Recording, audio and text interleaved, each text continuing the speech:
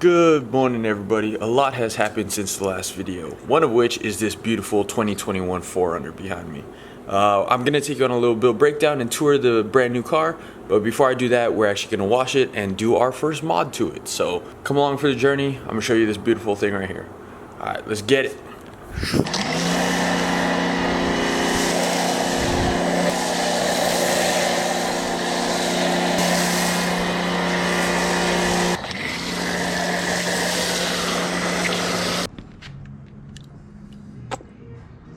What's up, y'all? Like I was saying, a lot has happened. I just washed the car. I already threw on our black overlays. So I'm gonna give you a quick little tour of this 2021 Toyota 4Runner TRD off-road. So we'll start from the outside. We just picked this car up. Some unfortunate things happened to our previous car, our Trailblazer. As you guys know, we were gonna do an Overland build on our first gen Sequoia, but this is looking like our new Overland build since we don't have the Trailblazer anymore. You know, it's a 5th gen 4Runner, so the body style has been the same since 2009. It's bone stock right now, except for a couple options that didn't come from the factory, but we actually added on at the dealer. Some of those things include, we added the TRD skid plate. If you come down here, show that off. TRD skid plate. We also bought the black overlay package, which we installed ourselves. There's some videos of that I just made, and you could insert a clip like here. It was pretty simple. And then also we got the running boards put on at the dealer, the black running boards, and the crossbars for the roof rack. Besides that, like I was saying, this is a 2021, so a couple differences from the 2021 to the normal 5th gen is they changed up this grille. Before it would have the honeycomb at the bottom and at the top. Now they moved the sombrero kind of up here, probably for better airflow. I think the car looks great. The color is nautical blue. We actually searched everywhere for this color, and the place we found it only had one in stock, and it had 2 miles on it. So this car was literally right off the trailer when we got it. Like I was saying, everything's pretty much bone stock. This is the TRD off-road package, and it came with the sunroof. Some things about the TRD off-road package: you get crawl control, you get terrain select, and stuff like that. This version doesn't come with KDSS, which is a suspension upgrade, and it doesn't come with the Fox suspension that the newer TRD Pros come with. So I'm gonna go ahead and show you guys the inside now. This is the 5-seater. The TRD models do not come in 7-seater. It comes in 2 rows. So hopping in here, pretty basic stuff. Most of the interior hasn't changed much from the older 5th gens. We have the TRD shift knob. With the TRD off-road, it comes with this nice gloss black trim, nice large touchscreen. Center console is plenty deep. This car is super utilitarian. So there's actually a box here in the glove compartment for your tissue box and a little holder for your pen. So that's pretty cool. Like I was saying, this is the 4-wheel drive version. Your control is here for 4 high, 4 low. Up here you have crawl control and terrain select. This thing is super capable. It'll really help you crawl over anything. Seat heaters. The whole car is wrapped in this Toyota Softex, which is great. It's kind of like leather, but what I've noticed is it doesn't get as hot as leather. It's kind of more similar to fabric, and it's actually waterproof. If you get dirt in the car or you're tracking mud around, you could actually just spray down the interior and it'll be completely fine. The car did come with the all-season package, which means it came with rubber laser cut floor mats. We obviously put in the carpets just for now because it's summer, so we're still enjoying that because we're not tracking in too much mud and water. In the back, we still have the all-seasons, so we like to swap those in and out. Carbon fiber trim that comes with all the TRDs. I guess I'll show you the infotainment center. I'll start it up here really quick. Push button start, keyless entry. I think that's standard on all the 2021 models. Giant climate controls makes it super easy to adjust your climate when you're wearing gloves. Also easy to see, so while you're driving, it's easy just to grab onto it and adjust it. This is our infotainment system. You can see you have all your settings, audio control. This has the premium audio system, Bluetooth, Apple CarPlay. There is a 12 volt here and a little USB plug for your Apple CarPlay right there. Steering wheel controls are pretty cool. Something that's a little weird on this car is it seems like they designed the volume control backwards. Skip is actually up and down. Normally you'd think volume is up and down, but volume is left and right. So that's a little weird. In the actual gauge cluster itself, you could access things like steering angle and weather and average miles per gallon, all standard stuff. Right now we only have 928 miles on the car. That's not even like broken in yet. So like I was saying, when we test drove the car, we brought it from 2 miles to 5 miles. So this thing is brand new. Again, another option that this came with, along with the outdoor package, it also came with the sunroof. This came from the factory. So yeah, let's, I guess, go check out the back seat now. Coming into our second row back seats here, you can see we have the same Softex leather-ish material. Something cool about these back seats is they actually do recline, and they have some of the farthest reclining back seats I've seen in an SUV beside of this size. They have some of the farthest reclining back seats in an SUV that's this size. Another cool thing about them is they do fold flat. So how you do that is you pull on this tab here, this guy comes up, and then you drop down the headrest and push this button here, and then your back seats will fold flat. You could have plenty of cargo space here once these are flat. As you can see, it is a flat cargo bay with the trunk. It goes in seamlessly. There's also tie down hooks here for a car seat. So these guys could just go back up. Another thing that you just saw there is a center armrest with 2 cup holders.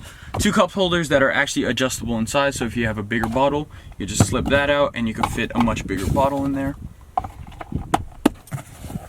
Rear climate control is right here. You just have a set of double vents here, and you have 2 fast charging USB ports for your rear passengers. Like I was saying, this car did come with the all-weather package, so it has the all-season floor mats below. We just put the carpets on top. Again, it's fall. We wanted to enjoy the car with some carpet floor mats. You can see you have your 2 storage nets back here. Pretty much every car has that. Cup holders. Here we have some pita chips. You have 2 cup holders back here for your passengers in the door. Shout out to Cousin Steve for these. I'm gonna take you around back now. Back here we have a jacket.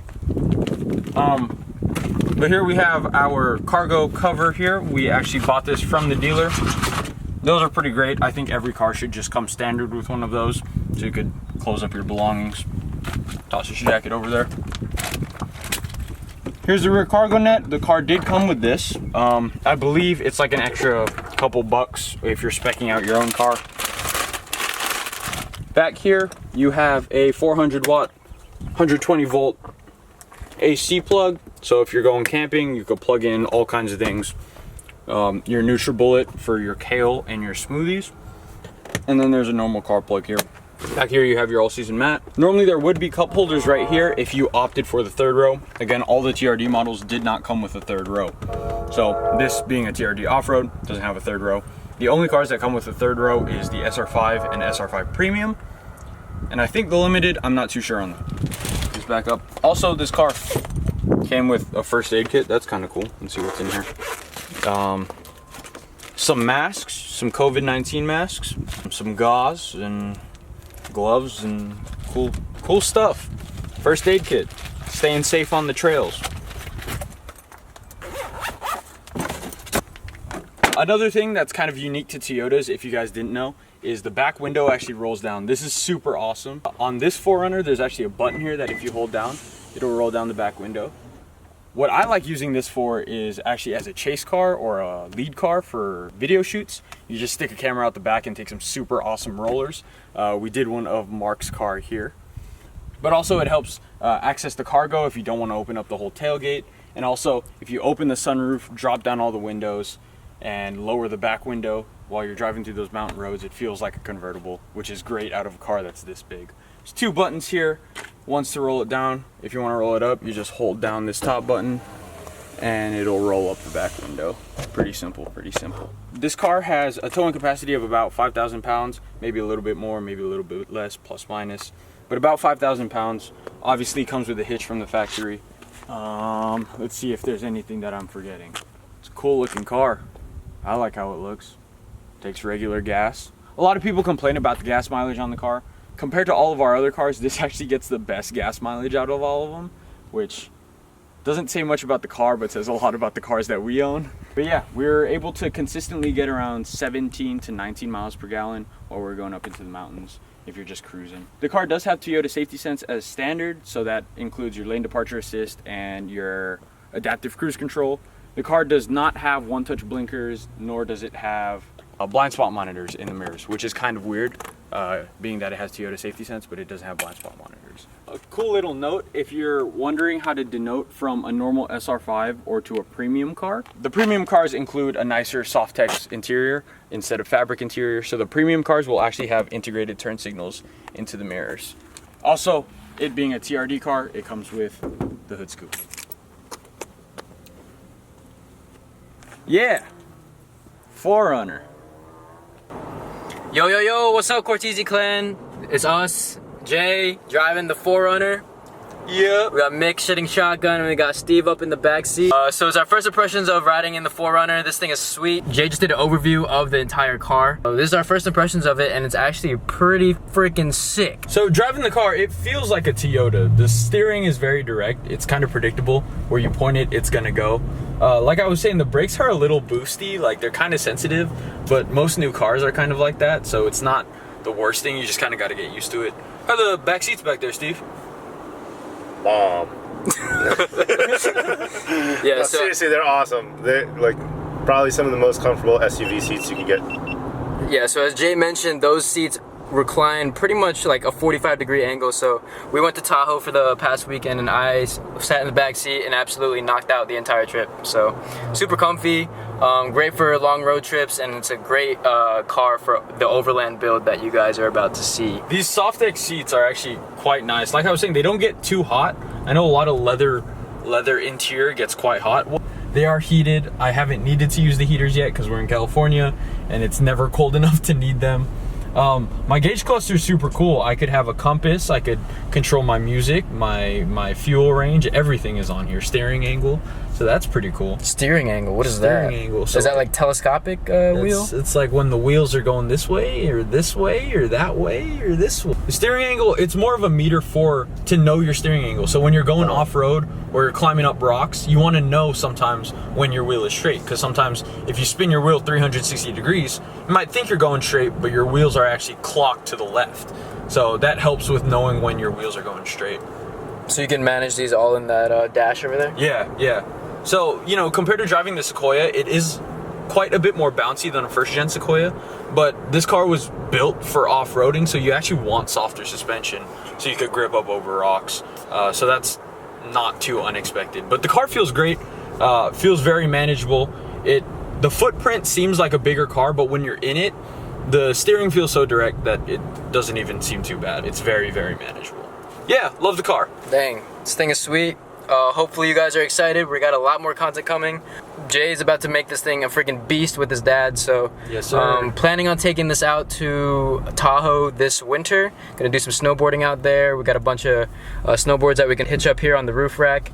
So yeah, that's gonna be sweet. Maybe even some snowboarding content, who knows.